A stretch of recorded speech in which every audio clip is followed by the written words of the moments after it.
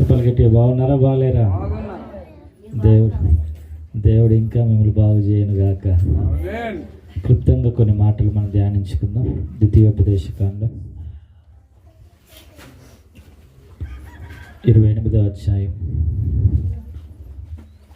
1వ వచనం. దేశకాండం 28వ అధ్యాయం 1వ వచనం. నీవు నీ దేవుడైన యెహోవా మాట శ్రద్ధగా విని నేడు నేను నీకు ఆజ్ఞాపించుచున్న ఆయన ఆజ్ఞలన్నిటినీ అనుసరించి నడుచుకొనిన ఎడల నీ దేవుడైన యెహోవా భూమి మీదనున్న సమస్త జనముల కంటే నిన్ను హెచ్చించును. హల్లెలూయా. పరిశుద్ధ గ్రంథంలో రాయబడినటువంటి ప్రతి వాగ్దానము కూడా మరి ఆయనను ప్రేమించిన వారి కొరకు, ఆయన పట్ల నమ్మకంగా జీవించిన వారి కొరకే. ఈ భూమి మీద ఉన్నటువంటి సమస్త జనముల కంటే దేవుడు మనల్ని ఎక్కువగా హెచ్చించాలంటే మొదట మనకు ఉండవలసిన లక్షణం ఏం చెప్పండి? దేవుని మాట శ్రద్ధగా వినాలి. చెప్పండి ఒకసారి. మందిరానికి చాలామంది వస్తారు. కొంతమంది ఆశీర్వాదాల కోసం, కొంతమంది స్వస్థతల కోసం, కొంతమంది వారికి ఉన్న ఇరుకులు ఇబ్బందుల కోసం, వారికి ఉన్నటువంటి దయ్యాలు వదిలిపెట్టుకోవడం కోసం. ఇవన్నీ టెంపరీ. చెప్పండి, ఇవన్నీ ఏంటి చెప్పండి? దయ్యం పోతే మళ్ళా దయ్యం వస్తుంది, రోగం పోతే రోగం మళ్ళా, శోధన పోతే మళ్ళా శోధన వస్తుంది. మరి ఈ దయ్యం రాకుండా ఉండాలంటే, ఈ శోధన రాకుండా ఉండాలంటే, ఈ బలహీనత రాకుండా ఉండాలంటే మనలో ఏముండాలి మరి? వాక్యం. చెప్పండి ఒకసారి. ఎక్కడ ఇల్లు ఖాళీగా ఉంటుందో ఆ ఇంట్లో ఏముంటాయి? దయ్యం. ఆ ఒక్క దయ్యం ఎన్ని దయ్యాలు తీసుకొస్తుంది? ఒకటి, నీ హృదయం ఎప్పుడైతే దేవుని వాక్యం చేత నువ్వు నింపుకోకుండా ఖాళీగా దాన్ని ఉంచుకుంటావో ఆ ఖాళీ హృదయంలోనే అనేకమైనటువంటి సాతాను శక్తులు వస్తాయి. ఒకటి, మందిరానికి వచ్చేటువంటి మనము మొదట అసలు వాక్యాన్ని వినేవారం అయితే ఆ వాక్యం ఏం చేస్తుంది చెప్పండి? నిన్ను స్వస్థపరుస్తుంది. ఆ వాక్యం బాధలలో నీకు నెమ్మదిని కలగజేస్తుంది. అదే వాక్యం నువ్వు నడవలసినటువంటి మార్గాన్ని నీకు బోధిస్తుంది. అదే వాక్యం చీకటిలో నీకు వెలుగ్గా ఉంటుంది. సాతాను ఈ లోకంలో సులువుగా ఏం చేస్తుంది? వాక్యం దగ్గరికి రానియకుండా ఆశీర్వాదాల దగ్గర ఏం చేస్తుంది? దయ్యాలు పోగొట్టుకున్నావు కదా, ఇక బ్రతుకు లోకంలో. రోగం పోయింది కదా, ఇక మళ్ళీ లోకంలో బ్రతుకు. ఇలా లోక సంబంధమైనటువంటి ఆశీర్వాదాలలో మాత్రమే తృప్తి పడించి దేవుని వాక్యాన్ని వినకుండా దేవుని వాక్యం పట్ల ఒక అశ్రద్ధను నీలో పుట్టించి ఆ వాక్యంలో ఉన్న శాశ్వతమైన ఆశీర్వాదాలు పొందుకోకుండా నేను చాలా త్వరగా ఏం చేస్తుంది? ట్రాక్ తప్పించేస్తుంది. హల్లెలూయా. నీవు గనక దేవుని వాక్యాన్ని శ్రద్ధగా వింటే దేవుడు ఏం చేస్తాట? ఏ ఐగుప్తు రోగము నీ ఎదుటకు రాదు, నీ గుడారంలోకి ఏ తెగులు రాదు, నువ్వు ఏ పని ప్రారంభించినా దానిలో సఫలీకృతం పొందుతావు. ఒకటి, ఈ ప్రపంచమంతా కూడా ఆయన వాక్కు చేతనే మరి సృష్టించబడినట్లుగా మనం చూస్తున్నాం. మనం ఈ లోకంలో మరి తల్లి గర్భంలోంచి బయటికి వచ్చి మన వినికిడి పొందుకున్న ఆ దినం నుంచి మనం నేర్చుకోవాల్సింది చెప్పండి? బాలుడు నడవలసిన త్రోవ. అంటే చిన్ననాటి నుండి నేర్చుకోవాల్సింది ఏంటిది? దేవుని యొక్క మాటను శ్రద్ధగా వినడం. హల్లెలూయా. ఒకటి, దేవుని దగ్గరికి వచ్చిన మనం దేవుని మాటలు వినడానికి శ్రద్ధ ఉండాలి.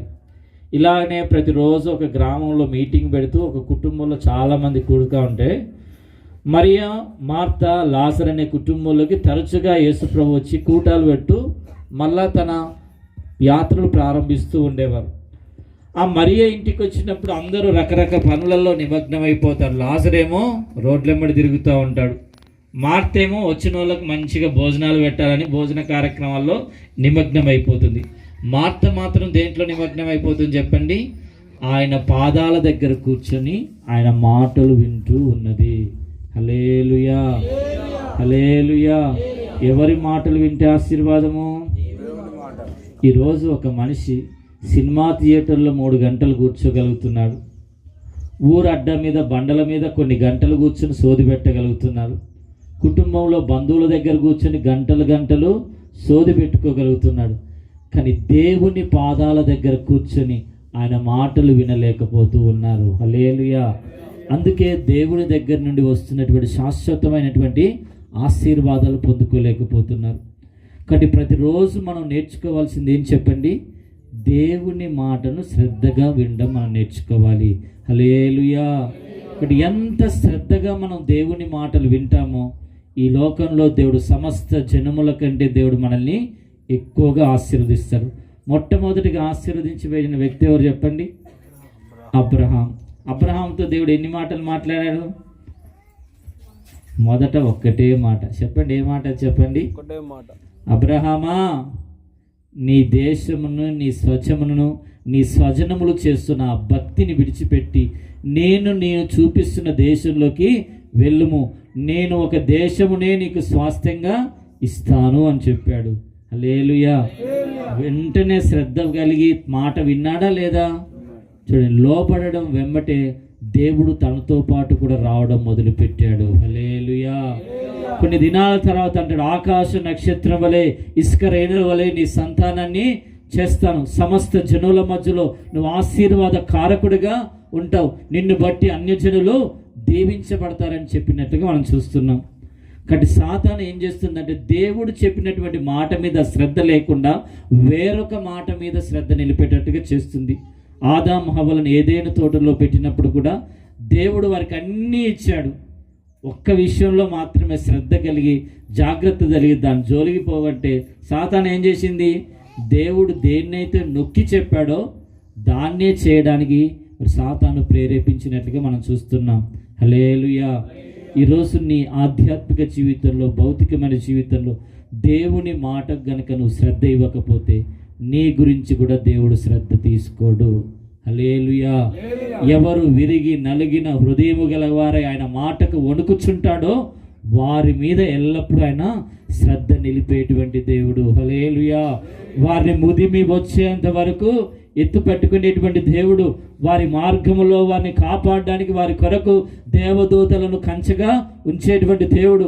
వారి కొరకు ఆయన సముద్రాలైనా, యోర్దాను నదులైనా, ఎరుకో గోడలైనా కూల్చి వాటిని అడ్డును తొలగించేటువంటి దేవుడు. హల్లెలూయా. అందుకే మరియా కానాను విందులోనికి వెళ్ళినప్పుడు చెప్తుంది, ఆయన మీతో చెప్పినది చేయుడి. ఇంతకుముందు ఎవరు చెప్పారు? మరియా చెప్పింది. ఇప్పుడు ఎవరు చెప్తున్నారు? నేనెంత చెప్పినా జరగదు, కానీ ఇదిగో ఆయన ఏది చెప్తే అది చేయండి, అక్కడ అద్భుతం జరుగుతుంది. హల్లెలూయా. ఏమైపోయింది? ద్రాక్ష బాణలన్నీ ఏమైపోయినాయి? నీళ్లతో ఉన్న ద్రాక్ష బాణలు ఏమైపోయినాయి? ద్రాక్షరసంగా మార్చబడినట్టుగా మనం చూస్తున్నాం. హల్లెలూయా. ఇక్కడ నీ జీవితంలో ఆశీర్వాదం పొందుకోవాలంటే మొదట దేవుని మాట పట్ల శ్రద్ధ కలిగి జీవించడానికి దేవుడు మనందరికీ సహాయం దయచేయనుగాక. చూడండి, భీమారంలో కొన్ని మాటలు చెప్పాను. దేవుడు ఎప్పుడు మనకు శ్రద్ధ కలిగి, దేవుడు ఎప్పుడు మన పట్ల శ్రద్ధ కలిగి మనల్ని దీవిస్తాడు, మనకు ఘనతకి ఎక్కిస్తాడు, మనల్ని హెచ్చిస్తాడంటే ఒక 4 మాటలు చెప్పాను. మొదటిది ఏం చెప్పండి? చెప్పండి. దేవుని వైపు చేతులు ఎత్తితే దేవుడు మనల్ని ఏం చేస్తాడు? ఆశీర్వదిస్తాడు. రెండోది, దేవుని వెంబడిస్తున్న మనం లోక సంబంధమైన గొడవలకు, అల్లర్లకు దూరంగా ఉండాలి. 3, క్షమించేటువంటి గుణం ఉండాలి. 4, ఎంత లేఖనాలను పరిశోధిస్తే అంతగా మనం హెచ్చించబడతాం. ఇక్కడ మనం ఒక మాట చదువుకున్నాం. సామెతల గ్రంథం 15వ అధ్యాయం 33వ వచనం. సామెతల గ్రంథం 15వ అధ్యాయం 33వ వచనం. యెహోవా యందు భయభక్తులు కలిగి ఉండుట జ్ఞానాభ్యాసమునకు సాధనము, ఘనతకు ముందు వినయము ఉండును. హల్లెలూయా. ఒక మనిషి హెచ్చించబడాలంటే, ఒక మనిషి ఘనపరచబడాలంటే, ఒక మనిషి దీవించబడాలంటే ఆ దీవెనకు, ఆ ఘనతకు ముందుగా ఏముండాలి చెప్పండి? వినయం. చెప్పండి ఒకసారి, చెప్పాలి గట్టిగా. పాట కూడా ఉంటుంది. ఏ కుటుంబంలో అయితే భార్యాభర్తలు మరి పిల్లలు ఒక వినయము గలవారిగా ఉంటారో వారి కుటుంబం పట్ల దేవుడు ఏం చూపుతారు చెప్పండి? శ్రద్ధ. హల్లెలూయా. హల్లెలూయా. కాబట్టి మనం ఆశీర్వదించబడాలంటే మనకు కావాల్సింది మొదటి ఏం చెప్పండి? వినయం. చూద్దాం. వినయం ఉంటే మనకు వచ్చే ఆశీర్వాదాలు చాలా ఉన్నాయి. సామెతల గ్రంథం 22వ అధ్యాయం 4వ వచనం.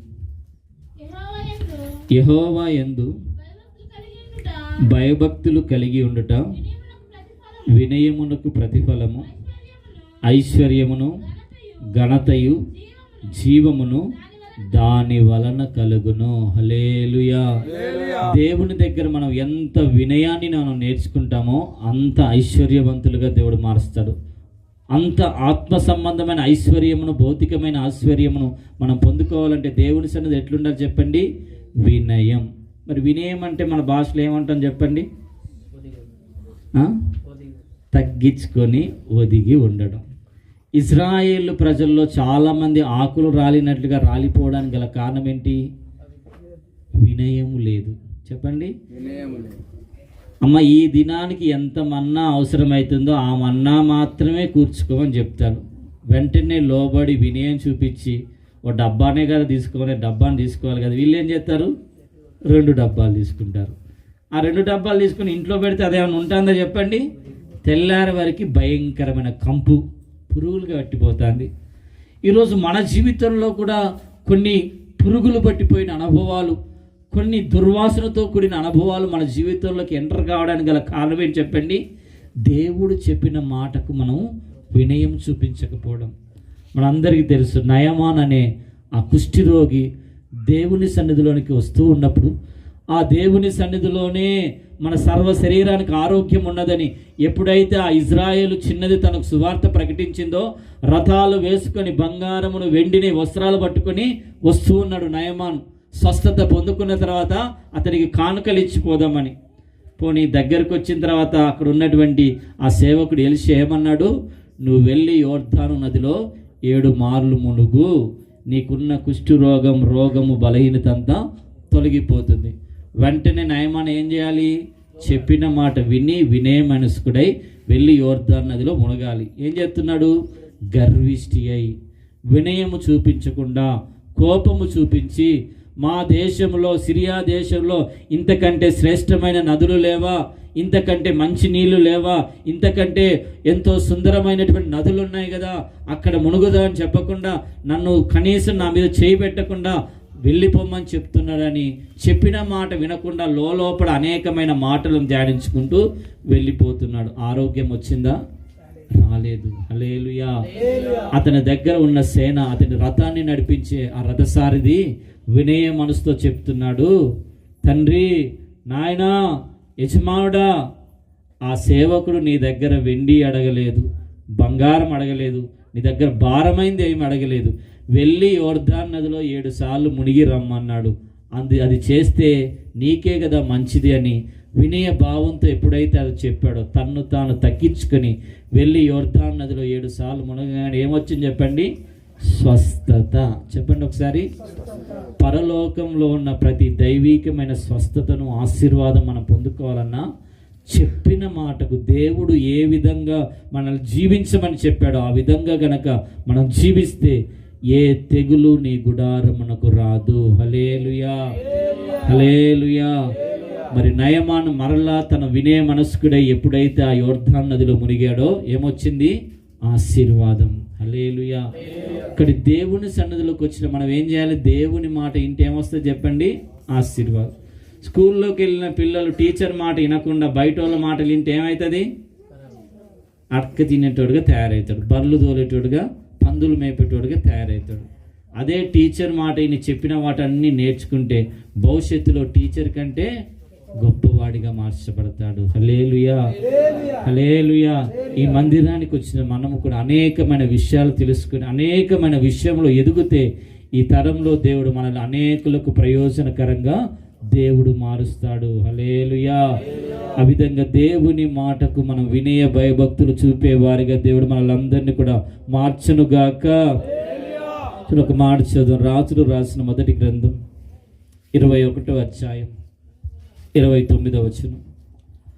రాజులు రాసిన మొదటి గ్రంథం 21వ అధ్యాయం 29వ వచనం. అహబు నాకు భయపడి వినయముగా ప్రవర్తించుట చూచితివా? నాకు భయపడి అతడు వినయముగా ప్రవర్తించుట చేత ఆ అపాయము అతని కాలమందు సంభవింపకుండా ఆపి అతని కుమారుని కాలమందు అతని కుటుంబముల మీదకి నేను దానిని రప్పించెదను. హల్లెలూయా. మన జీవితంలో మన ప్రవర్తనలో గనక మనం వినయాన్ని నేర్చుకోగలిగితే ఈ తరంలో వస్తున్న ప్రజల మీదకి వచ్చేటువంటి శాపాన్ని నీ మీదికి రాకుండా దేవుడు ఏం చేస్తాడు చెప్పండి? తప్పిస్తాడు. కాబట్టి రాబోతున్న కాలంలోంచి, విభక్తుల్లోంచి, శ్రమకాలానికి ముందుగా ఏమొస్తుంది చెప్పండి? రాకడ. ఆ రాకడలో మనం అందరము కూడా దేవుని రాకడలో ఎత్తబడి రాబోతున్నటువంటి ఉగ్రతలోంచి, శ్రమకాలంలోంచి తప్పించబడాలంటే మనకి ఇప్పుడు ఏముండాలి? ఈ కాలంలో వినయ ప్రవర్తన. హల్లెలూయా. కాబట్టి మన జీవితంలో ఎప్పుడైతే ఆ ప్రవర్తనలో వినయము, ఆ లోబడే స్వభావము, ఆ మృదుత్వం ఎప్పుడైతే మనం కోల్పోతామో దేవుని దగ్గర ఉండి వచ్చేటువంటి ఆశీర్వాదాలన్నీ కూడా ఏమైపోతాయి చెప్పండి? దూరం అయిపోతూ ఉంటాయి. హల్లెలూయా, హల్లెలూయా. ఎప్పుడైతే ఈ అహబు అనే రాజు దేవుని సన్నిధిలో వినయంగా ప్రవర్తించడం మొదలుపెట్టాడో అపాయాన్ని దేవుడు ఏం చేశాడు? సంభవింపకుండా ఆపివేసినట్లుగా మనం చూస్తున్నాం. హల్లెలూయా. ఈ రోజుల్లో వస్తున్నటువంటి ఆపదలన్నీ నీ మీదకి కూడా రాకుండా, దేవుడు నీ కుటుంబం వరకు రాకుండా మరి దాన్ని ఆపు చేయాలంటే దేవుడు నీలో ఉండవలసిందేంటి? ఇప్పుడు వినయం. హల్లెలూయా. మనం ఎంత వినయంగా ప్రవర్తించడం దేవుని సన్నిధిలో నేర్చుకుంటామో అంత ఉన్నతమైన ఆశీర్వాదాలను మనం పొందుకుంటాము. హల్లెలూయా. చిన్నప్పుడు ఒక కథ చెప్పేది. ఒక 2 చుక్కలు మాట్లాడుకుంటున్నాయట. చుక్కలు అంటే ఏం చెప్పండి? డ్రాప్స్ తెలుసా? ఈ మంచుల చుక్కలు. ఇవి నిజం కాదు, కొంతమందికి అర్థం కావాలడికే. 2 చుక్కలు ఏం చేసుకుంటున్నాయట? మాట్లాడుకుంటున్నాయి. ఒక చుక్క సముద్రాన్ని చూసి ఆ సముద్రం ఎంత విశాలంగా ఉందో చూడు అన్నదట. ఇంకో చుక్క ఏమంటుంది? మన చుక్కలన్నీ కలిపితేనే అది సముద్రం అయింది అన్నదట. ఈ చుక్కలు మాట్లాడుకుంటా ఎండ ఎక్కువైపోయింది. ఏమైపోయింది? ఎండ ఎక్కువైతే ఏమైపోతుంది చెప్పండి? ఆవిరే. ఎక్కడికి పోయినాయి? ఇప్పుడు ఎక్కడికి పోయినాయి? మేఘాలుగా మార్చబడినాయి.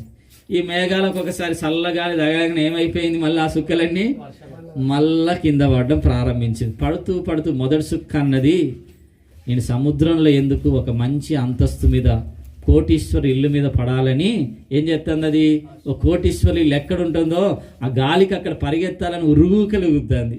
ఇంకొక చుక్క ఏం చేసింది? సముద్రంలో పడ్డది.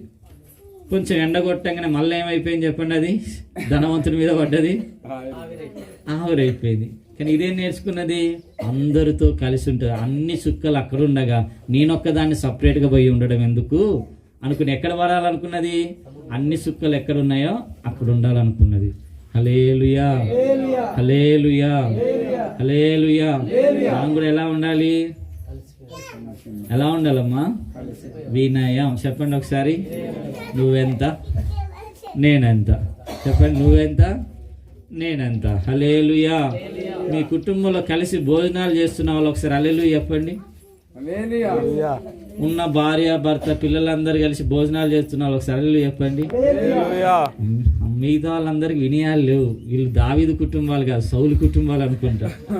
దావీదు కుటుంబం అయితే ఏం చేశారట? ఒక భోజనం బల్ల మీద అందరిని కూర్చోబెట్టుకొని మంచిగా భోజనాలు చేసేవాళ్ళటండి. హల్లెలూయా.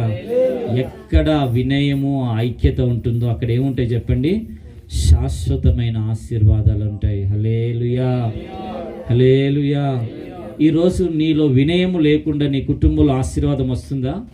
ఒక కొర్నేలి ఒక సేవకుడిని పిలిపించుకుంటూ ఉన్నప్పుడు అక్కడ తన భార్యను, తన పిల్లలను, తన స్నేహితులను, తన కుమార్తెలను, తన బంధుమిత్రులందరినీ కూర్చోబెట్టుకొని వాక్యాన్ని విన్నాడు. అందరికీ ప్రేమ విందు ఏర్పాటు చేశాడండి. హల్లెలూయా. ఏమొచ్చింది? పరలోకంలోంచి పరిశుద్ధాత్మ అందరి మీదకి దిగి వచ్చినట్టుగా మనం చూస్తున్నాం. హల్లెలూయా. ఏ కుటుంబంలో అయితే వినయం, ఏ కుటుంబంలో అయితే ఐక్యత ఉంటుందో అక్కడ ఏముంటుంది చెప్పండి? వారిని ఘనపరిచేటువంటి దేవుడు వారితో పాటు ఉండి వారిని ఆశీర్వదిస్తూ ఉంటాడు. హల్లెలూయా, హల్లెలూయా. కాబట్టి ప్రేమ లేకుండా నువ్వు గయ్యాలి ఇంట్లో తినేదానికంటే చెప్పండి, ప్రేమ కలిగి కారం వేసుకొని తిన్నా మంచిదే. హల్లెలూయా.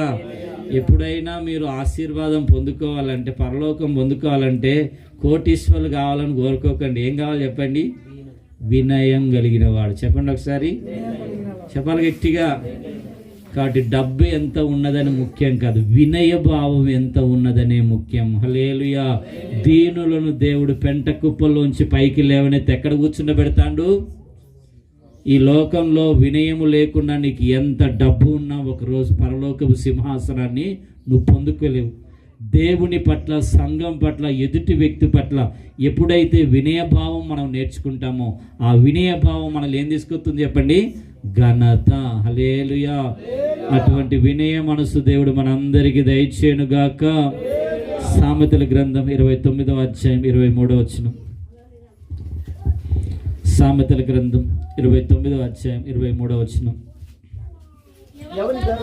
ఎవని గర్వము వాణ్ణి తగ్గించును, వినయ మనస్కుడు ఘనత నొందును. హల్లెలూయా. ఇప్పుడు మనం తగ్గించబడ్డం, మనం హెచ్చించబడ్డం అనేది మన ప్రవర్తన విధానాన్ని బట్టి ఉంటుంది. మనం ఎంత గర్విష్ఠులుగా ఈ లోకంలో జీవిస్తామో అంత నేల వటుకు తగ్గించబడతాం. ఎంత వినయ మనసు కలిగి, దీన మనసు కలిగి ఉంటామో దేవుడు ఏం చేస్తాడట? అంతగా మనల్ని హెచ్చిస్తాడు. హల్లెలూయా, హల్లెలూయా. ఈరోజు కొన్ని ప్రాంతాల్లో కొంతమంది ప్రజలను అంతగా దేవుడు ఆశీర్వదించడానికి గల కారణం ఏంటి చెప్పండి? వినయం. హల్లెలూయా. చూడండి, ఇంకా వినయం గల వారికి వచ్చే ఆశీర్వాదాల గురించి చదువుదాం. యెషయా గ్రంథం 57వ అధ్యాయం 15వ వచనం. యెషయా గ్రంథం 57వ అధ్యాయం 15వ వచనం. యెషయా గ్రంథం 57వ అధ్యాయం 15వ వచనం. మహాగణుడును, మహోన్నతుడును, పరిశుద్ధుడును, నిత్య నివాసిడైన వాడు ఇలాగు సెలవిచ్చుచున్నాడు, నేను మహోన్నతమైన పరిశుద్ధ స్థలములో నివసించువాడను, అయినను వినయము గల వారి ప్రాణమును ఉజ్జీవింపచేయుటకు, నలిగిన వారి ప్రాణమును ఉజ్జీవింపచేయుటకు, వినయము గల వారి యొద్దను, దీన మనసు గల వారి యొద్దను నేను నివసించుచూ ఉన్నాను. హల్లెలూయా. ఏ ప్రజల మధ్యలో, ఏ కుటుంబాల మధ్యలో, ఏ వ్యక్తిలో దేవుడు నివాసం చేయడానికి ఇష్టపడుతున్నారంటే ఎవరైతే వినయభావం కలిగిన వారు ఉంటారో వారిలో నివసించడానికి ఆయన ఇష్టపడుతూ ఉన్నాడటండి. హల్లెలూయా. అంటే దేవుడే వచ్చి నీలో నివసించాలంటే, దేవుడే నీ నివాసంలోకి దిగి రావాలంటే మనకు ఉండవలసిన లక్షణం ఏంటి చెప్పండి? వినయం. చెప్పండి ఒకసారి, చెప్పాలి గట్టిగా. ఈ రోజు నుంచి మనం నేర్చుకోవాల్సింది ఏం చెప్పండి? మరి ఎక్కడ దొరుకుతుంది వినయం? చెప్పాలి. ఈ లోకంలో చాలా మంది వినయము లేని వారు యేసు ప్రభు దగ్గరికి వచ్చి ఏం నేర్చుకున్నారు చెప్పండి? వినయం. మాంత్రికులు సైతం మాంత్రిక విద్యను వదిలిపెట్టి ఈ మాంత్రిక విద్యలో ఉన్నటువంటి అహము, గర్వము, మనిషిని నాశనం చేసేటువంటి ఆ స్వభావాలన్నిటిని కూడా అగ్నిలో కాల్చివేసి ఈరోజు మాంత్రికులు కూడా దేవుని సువార్తను ప్రకటించడానికి గల కారణం ఏం చెప్పండి? వారిలో ఎప్పుడైతే యేసు ప్రభు వెళ్ళాడో చూడండి, వారి జీవితాలన్నీ కూడా మార్చబడినట్టుగా మనం చూస్తూ ఉన్నాం. హల్లెలూయా. జక్కయ్య అనే డబ్బు గర్విష్టి కూడా ఏమైపోయాడు చెప్పండి? తను ఎంతైతే అన్యాయంగా ప్రజల దగ్గర తీసుకున్నాడో వినయ మనస్కుడై ఒకదానికి 3 అంతలుగా 4 అంతలుగా తిరిగి ఇచ్చేసినట్లుగా మనం చూస్తున్నాం. హల్లెలూయా. అందుకే దేవుడు అంటున్నాడు, నేడు ఈ ఇంటికి రక్షణ వచ్చి ఉన్నది. హల్లెలూయా. చెక్కైతే ముందన్న, నేడు నీ ఇంటిలో నేను నివాసము చేయవలసి ఉన్నది, నీ ఇంటిలోనికి నేను వస్తాను అన్నాడు. ఇప్పుడు యేసు ప్రభు ఇది ఒక్కరోజు మాత్రమే కాకుండా ప్రతిరోజు జక్కయ్య ఇంటిలో ఉండడానికి జక్కయ్య చేసిన పని ఏంటి చెప్పండి? ఏ డబ్బును బట్టి గర్వించాడో ఆ డబ్బు బయటికి వదిలేశాడు. హల్లెలూయా, హల్లెలూయా. ఒకరోజు మాత్రమే నివసించడా? ఇప్పుడు యేసు ప్రభు చెప్పండి, ప్రతిరోజు జక్కయ్యలో ఉన్నట్లుగా మనం చూస్తున్నాం. హల్లెలూయా. కాబట్టి యేసు ప్రభు నీకు కేవలం ఒక రోజుకే కావాలా, రోజు కావాలనా? నాకు స్వస్థత వచ్చింది ఇంకెందుకని పోతా ఉంటారు కొంతమంది. అలాగే నా ప్రార్థన ఆలకించిందిగా ఇంకా నాకు దేవునితో ఏం పని అని చాలామంది అనుకుంటారు. హల్లెలూయా. జక్కయ్య అనుకోలేదు, ఈరోజు నా ఇంటిలోనికి వచ్చిన యేసు ప్రభు నాలో చిరకాలము జీవించాలి. హల్లెలూయా. ఆయన చిరకాలంగా జీవించాలంటే దేన్ని బట్టి నా హృదయంలో గర్వం వచ్చిందో ఆ గర్వానికి ఆ గర్వం రావడానికి గల కారణమైన ఆ ధనమును ఏం చేశాడు? తీసివేసినట్లుగా మనం చూస్తున్నాం. ఈరోజు నీలో వినయము అనే స్వభావం నీలో ఉండకుండా ఏదైతే వ్యతిరేకంగా నీలో ఉన్నాయో వాటన్నిటిని గనక నువ్వు పెళ్ళగించుకోగలిగితే ఆ దేవుడు నీతో పాటు నివసిస్తాడు. హల్లెలూయా, హల్లెలూయా. ఎంతగా మనం వినయ మనసులు గల వారిగా మార్చబడతామో మన రాకపోకల్లో ఆయన తోడుగా ఉంటాడు, మన చేతి పనిలో మన తోడుగా ఉంటాడు. అందుకే యోసేపు ఏ పని ప్రారంభించినా ఆ పని ఏం చేయబడుతుంది చెప్పండి? ఆశీర్వదించబడుతుంది. వినయము నేర్చుకున్నాడు యోసేపు. హల్లెలూయా, హల్లెలూయా. నీ కుటుంబం మధ్యలో, అన్యజనుల మధ్యలో, నువ్వు చేస్తున్న పని దగ్గర నువ్వు ఎంత వినయ మనస్సుడిగా ఉంటావో అదే జనుల మధ్యలో నిన్ను హెచ్చేటువంటి దేవుడు. హల్లెలూయా. అటువంటి ఉన్నతమైన కృప దేవుడు మనందరికీ దయచేయునుగాక. అడుగు పెట్టిన ప్రతి స్థలంలో వినయ ప్రవర్తన గల వారమై జీవించుదుముగాక. దీన మనసు కలిగి జీవించుదుముగాక. ప్రతిరోజు దేవుడు మనతో ఉండునట్టుగా ప్రతిరోజు విరిగి నలిగిన మనసుతో ఆయన సన్నిధిలో మనం జీవించుదుముగాక. జెఫన్యా గ్రంథం 2వ అధ్యాయం 3వ వచనం. జెఫన్యా గ్రంథం 2వ అధ్యాయం 3వ వచనం. దేశములో సాత్వికులై ఆయన న్యాయ విధులను అనుసరించు సమస్త దీనులారా యెహోవాను వెతికిరి. మీరు వెతికి వినయము గలవారై నీతిని అనుసరించిన ఎడల ఒకవేళ ఆయన ఉగ్రత దినమున మీరు దాచబడుదురు. హల్లెలూయా. మనం ఎంత వినయము గలవారమై నీతిగా జీవిస్తామో ఉగ్రత దినమందు మనం ఏం చేయబడతామో చెప్పండి? దాచబడతాం. ఆ ఉగ్రత అనే సింహాల బోన్లోకి దానియేలు లేచినప్పుడు దేవుడు ఏం చేశాడు? దానియేలుని సింహాల బోన్లోకి వెళ్లకుండా ఆ ఉగ్రత దినమున దాచిపెట్టినట్టుగా మనం చూస్తున్నాం. షద్రక్ మెషక్ అబేద్నెగోలను అగ్ని గంధకాల మధ్యలో వేసినప్పుడు అగ్ని కాల్చకుండా దేవుడు ఏం చేశాడు? ఉగ్రత దినమున దాచిపెట్టినట్లుగా మనం చూస్తున్నాం. మరి ఈ ప్రపంచం మీదకి కూడా 7 సంవత్సరాల ఉగ్రత దినాలు రాబోతున్నాయి. ఆ ఉగ్రత దినాల్లో నువ్వు మధ్యాకాశంలో ఆయన రాకడలో ఎత్తబడి నువ్వు దాచబడాలంటే ఈ కడవరి దినాల్లో మనుషులలో ఏడుబడి చేస్తున్న గర్వము, అహంకారము, ఓర్వలేని తనం అనేటువంటి ఈ స్వభావాలు గనక నీలో ఉంటే నువ్వు రాకడలో ఎత్తబడలు. అంత్య దినములు అనేకులు ఏమైపోతారు చెప్పండి? స్వార్థ ప్రియులు, బింకములాడువారు, మోసము చేయువారు. ఇటువంటి స్వభావాల్లో గనక ఈ దినాల్లో గనక నీవు ఉంటే నువ్వు దాచబడలేవు రాబోతున్న ఉగ్రత దినాల్లోంచి. హల్లెలూయా. ఇక్కడ రాబోతున్న ఉగ్రతలోంచి నువ్వు దాచబడి ఆ మధ్యాకాశంలోకి వెళ్ళాలంటే ఈ కడవరి కాలంలో, ఈ వినయము లేనటువంటి కాలంలో నువ్వు వినయముతో కూడినటువంటి నీతిని కనుక చేయగలిగితే దేవుడు నిశ్చయంగా నిన్ను రాబోతున్న ఉగ్రతలోంచి తప్పించునుగాక. హల్లెలూయా. నిశ్చయంగా సాతాను యొక్క ఉగ్రత దినాల నుంచి దేవుడు మనల్ని కూడా విమోచించునుగాక. ఒక మాట చదివి ప్రార్థన చేసుకుందాం. హెబ్రీలకు రాసిన పత్రిక 12వ అధ్యాయం 28వ వచనం. హెబ్రీలకు రాసిన పత్రిక 12వ అధ్యాయం 28వ వచనం. అందువలన మనము నిశ్చలమైన రాజ్యమును పొంది దైవ కృప కలిగి ఉందుము. ఆ కృప కలిగి వినయ భయభక్తులతో దేవునికి ప్రీతికరమైన సేవ చేయుదుము. హల్లెలూయా. దేవునికి ఎటువంటి సేవ కావాలని కోరుకుంటున్నారు చెప్పండి? వినయ భయభక్తులతో కూడిన సేవ. హల్లెలూయా. చూడండి, కొన్ని సంవత్సరాలు, ఒక 50-60 సంవత్సరాల క్రితం ఒక కోటీశ్వరుడు ఒక హాస్పిటల్లోకి దర్శించడానికి వెళ్ళాడు. ఆ కోటీశ్వరుడు ఆ హాస్పిటల్కి వెళ్ళినప్పుడు ఒక దేవుని సేవ చేస్తున్నటువంటి ఒక స్త్రీ కుష్టి రోగుల్లో నుంచి భయంకరమైన చీమంతా తన కాళ్ళలోంచి రాలుతూ ఉండగా ఆ సేవ చేస్తున్న ఆ స్త్రీ ఏం చేస్తుందట? ఆ దూదితోని, ఒక గుడ్డతోని అతనిలో కారుతున్న ఆ దుర్వాసన కొడుతున్న ఆ చీమనంతా తీస్తుంది. ఆ ధనవంతుడు ఆ యవ్వనస్తురాలైన స్త్రీ దగ్గరికి చెప్పి అంటున్నాడు, 1,000,000 రూపాయలు ఇచ్చిన నేను ఈ పని చేయను. అప్పుడు ఆ స్త్రీ కూడా అంటుంది, 2 కోట్లు ఇచ్చినా నేను ఈ పని చేయను, కానీ దేవుని ప్రేమ, దేవుని యొక్క దయ ఈ పని చేయడానికి నాకు కృపనిచ్చింది. హల్లెలూయా, హల్లెలూయా. మరి అంత భయంకరమైన దుర్వాసనతో ఉన్న ఒక తెలియని వ్యక్తి కొరకు అంత వినయ మనసు కలిగి, నిన్ను వలె నీ పొరుగువాన్ని ప్రేమించమని దేవుని యొక్క వాక్య ప్రకారంగా దేవునికి ప్రీతికరమైన సేవ ఆమె చేస్తూ ఉంటే, ఈరోజు నీ సొంత భర్తకు నువ్వు ప్రేమతో అన్నం పెట్టగలుగుతున్నావా? నీ సొంత భార్యను నువ్వు ప్రేమతో పలకరించగలుగుతున్నావా? ఈరోజు చాలామంది గొడవలన్నీ తినే కాడేనండి. కళ్ళలు ప్లేట్లు ఇసిరేయడానికి గల కారణం ఏంటి చెప్పండి?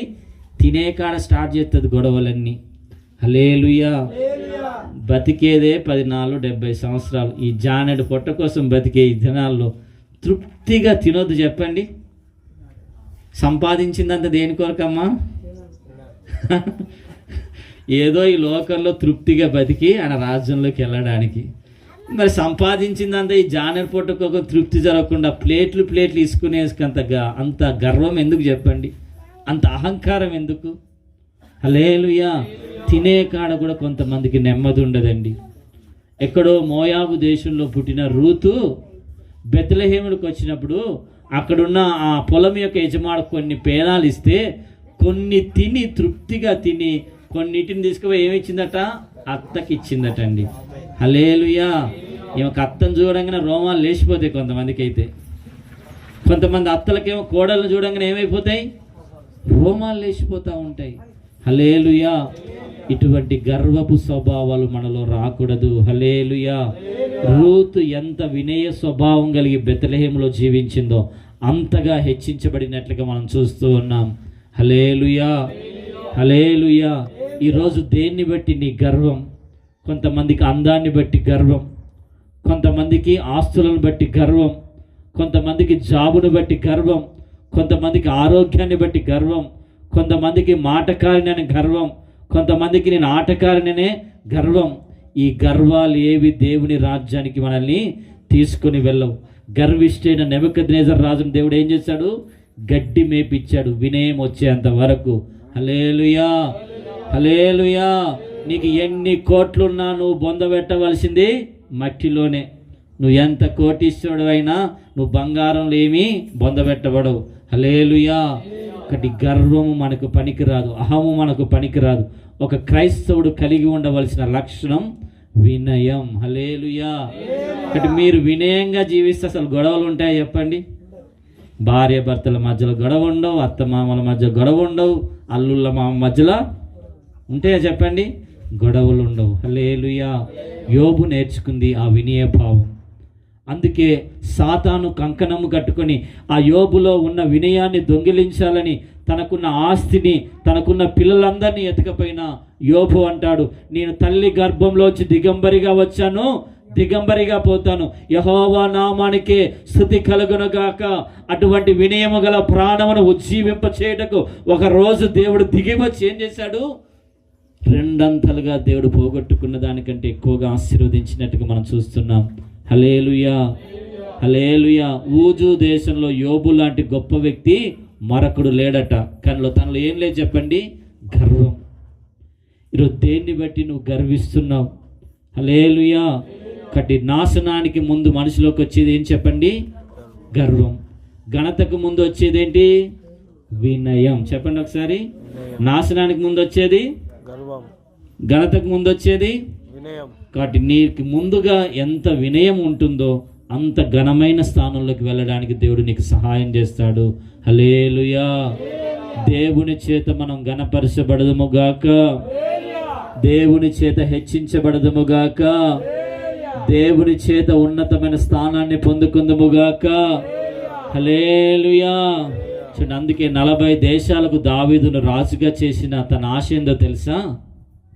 ఆ మందిర గడప దగ్గర కూర్చుంటే చాలయ్యా అంటున్నాడండి. హల్లెలూయా. చూడండి, మనకేముంటుంది చెప్పండి? నేను సీఎం వస్తే నాకు చేయరేయలేదా అంటారా? అనరా? మనం వాళ్ళని అనకూడదు, కానీ మన వాళ్ళు అయితే ఏమనుకుంటారు చెప్పండి? నేను ఇంత పెద్దోడిని వస్తే నాకు కనీసం షేర్ కూడా వేయలేదు అంటారా? అనరా? కానీ దావీదు ఏమంటున్నాడు? 40 దేశాలకు రాజు, ఆ గడప బొమ్మల దగ్గర కూర్చొని ఆయన మాటలు వింటే చాలు అంటున్నాడండి. హల్లెలూయా, హల్లెలూయా. ఆ కీర్తన గ్రంథంలో భక్తులు అంటారు, ఒక్క దినం యెహోవా మందిరంలో గడుపుట 1000 దినాల కంటే శ్రేష్టం. అంటే దేవుని సన్నిధిలో వారు ఎంత తగ్గించుకుంటున్నారో చూడండి. హల్లెలూయా. ఒకటి 1000 దినాలు జాబు చేసే ఆశీర్వాదం కన్నా ఒక్క దినం మందిరంలో గడిపేదే ఆశీర్వాదం ఎక్కువ. హల్లెలూయా. అందుకే 1000 దినాల సంపదకు మించిన ఆశీర్వాదం ఎక్కడ ఉంది చెప్పండి? దేవుని సన్నిధి. హల్లెలూయా, హల్లెలూయా.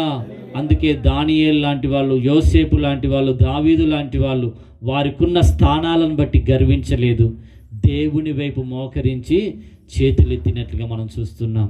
హల్లెలూయా. కాబట్టి వారు అంత వినయము కలిగి జీవించారు కాబట్టి ఆయా తరాల్లో దేవుడు వారిని ఏం చేశాడు చెప్పండి? ఘనపరిచాడు, హెచ్చించారు. ఈ తరంలో దేవుడు కూడా మనల్ని ఘనపరచాలంటే మనకు ముందుగా ఏముండాలి? వినయం. హల్లెలూయా. అనుదినం మన ప్రవర్తనలో వినయాన్ని మనం కనపరచుదుముగాక. హల్లెలూయా. మొన్న ఒకరోజు నేను ఒంగోలులో ట్రైన్కి వెళ్తా ఉన్నా. ఒక వ్యక్తి 50-60 సంవత్సరాల మధ్యలో ఉన్నాడు. ఇంకొక వ్యక్తి కాలేజ్ చదువుకునే అబ్బాయి, ఇంటర్మీడియట్ డిగ్రీ చదువుతూ ఉండే. పొరపాటున ఆ పెద్ద ఆయన కాలు ఆ చిన్న అబ్బాయికి తగిలింది. ఈ చిన్న ఆయన ఏం చేయాలి చెప్పండి? అయ్యో పెద్ద ఆయన కదా, చూసి తగిలిందో చూడదగిందో అని అనుకోవాలనా? ఏంది నన్ను అంటాను? రే వయసు ఎంతరా, నేను కావాలని తనలేదు, జనాలు ఎక్కువ ఉన్నారు, కొంచెం అలా నడుస్తుంటే తగిలింది. ఆ చిన్న అబ్బాయి ఎంత గర్వంగా మాట్లాడుతున్నాడంటే చూడండి, ఆ వయసుకు మించినటువంటి మాటలు. హల్లెలూయా. బాలుడు నడవవలసిన త్రోవను గనక మన చిన్నతనంలో మన పిల్లలకు నేర్పించకపోతే అనేక జనుల మధ్యలో తల్లిదండ్రులకు అవమానం కలిగేటట్లుగా వారి పిల్లల ప్రవర్తన ఉంటుంది. హల్లెలూయా, హల్లెలూయా. కాబట్టి చిన్నతనంలో మనం ఎంత వినయ మనసుకు నేర్చుకుంటామో పెద్ద పెరిగినాక మనల్ని అది తప్పిపోకుండా ఏం చేస్తుంది చెప్పండి? కాపాడుతుంది. ఎవరికి ఇచ్చే విలువ వారికి ఇవ్వాలండి. అటువంటి విలువలు లేని జీవితాన్ని కనుక మనం చేస్తే పరలోక రాజ్యంలో మనకు స్థానము దొరకదు. వినయం లేని వాడిని దేవుడు ఏం చేశాడు చెప్పండి? దేవుడికి ఇచ్చే స్థానాన్ని దేవదూతలు దేవుడికి ఇవ్వాలన్నా వద్దా? నీకేం ఇచ్చే స్థానం, నేను కూర్చుంటా అనుకున్నాడు. ఏమైపోయింది చెప్పండి? కిందకు తోయబడ్డాడు. హల్లెలూయా. దేని కొరకు నువ్వు నిర్మించబడ్డావో, దేవుడు నిన్ను ఏ స్థానంలో నిలబడ్డాడో ఆ స్థానంలో తృప్తిగా వినయం కలిగిన భక్తిని చేయి. దేవుడు నిన్ను సింహాసనం మీద కూర్చుండబెట్టాలి, కానీ నీ అంతటా నీవుగా సాతాను వలె సింహాసనం ఎక్కాలనుకుంటే ఏమైపోయింది? నెబుకద్నెజరు యొక్క రాజు యొక్క సింహాసనాన్ని దేవుడు కిందకు పడేసిండు. హల్లెలూయా. దేవుడు మనల్ని హెచ్చించాలి. దేవుడు తగిన సమయమందు మనల్ని హెచ్చించినట్లుగా ఆయన బలిష్టమైన చేతుల కింద దీన మనసుకులై ఉండాలి. నీ అంతటా నువ్వుగా గర్విష్టి పడితే ఏది నీకు రాదు. దావీదు దగ్గర తన సొంత కుమారులు ఏం పడ్డారు చెప్పండి? గర్వం. చివరికి ఏమైపోయింది? మధ్యలోనే వారి ప్రాణాలు పోయినట్టుగా మనం చూస్తున్నాం. హల్లెలూయా. ఇక్కడ దేవుడు తగిన సమయంలో మనల్ని హెచ్చించాలంటే ఆ హెచ్చించుకు ముందుగా ఒక వినయముతో కూడిన జీవితాన్ని మనమందరము చేయుదుముగాక. నిశ్చయంగా ఈ ప్రాంతంలో సమస్త జనుల కంటే దేవుడు మిమ్మల్ని ఎక్కువగా హెచ్చించునుగాక. ఆయనను ఘనపరచాలని ఆయన సన్నిధిలో వినయ భయభక్తులతో వచ్చిన మిమ్మల్ని అందరినీ కూడా దేవుడు మిమ్మల్ని ఘనపరచునుగాక. దేవుడు ఈ ప్రాంతంలో మిమ్మల్ని తలగా నియమించునుగాక. పైవారిగా దేవుడు మిమ్మల్ని మార్చునుగాక. అప్పిచ్చేవారిగా దేవుడు మార్చునుగాక. అనేక మందికి మీరు ఆశీర్వాద కారకులుగా దేవుడు మార్చునుగాక. ఆ విధంగా దేవుడు ఆశీర్వదించినట్టుగా మీ కుటుంబంలో, వ్యక్తిగత జీవితంలో, సంఘములో వినయముతో కూడిన ప్రవర్తన దేవుడు మనందరికీ